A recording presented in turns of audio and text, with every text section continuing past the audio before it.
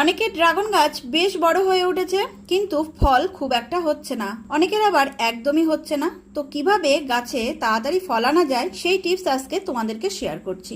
এখানে দেখতে পাচ্ছ একটা বড় ড্রাগন গাছের ডাল, তার মাথাটা 2 ইঞ্চি কাটারি দিয়ে কেটে দিলাম। এরকম 1 থেকে 2 ইঞ্চি ডালের মাথাগুলো যদি তোমরা কেটে দাও, তাহলে ডালে কিন্তু তাড়াতাড়ি ফল চলে আসবে। ড্রাগন গাছের 2 রকম ডাল দেখতে পাবে। কিছু ডালের দেখবে মাথা কচি, কিছু ডালের দেখবে মাথা শুকনো হয়ে গেছে।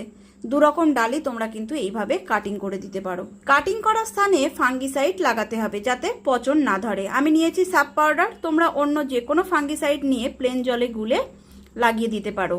তবে কিন্তু ড্রাগন গাছের খুব ছোট ডালে যদি এই ধরনের কাটিং করো, তাহলে সেই ডাল থেকে একদমই ফল তোমরা তাড়াতাড়ি পাবে না। যে ডালটা কাটিং করবে বলে ভাবছো তার বয়স হতে হবে 2.5 মাস কিংবা তার থেকে বেশি, তাহলেই তোমরা সেই ডাল থেকে তাড়াতাড়ি ফল পেয়ে যাবে।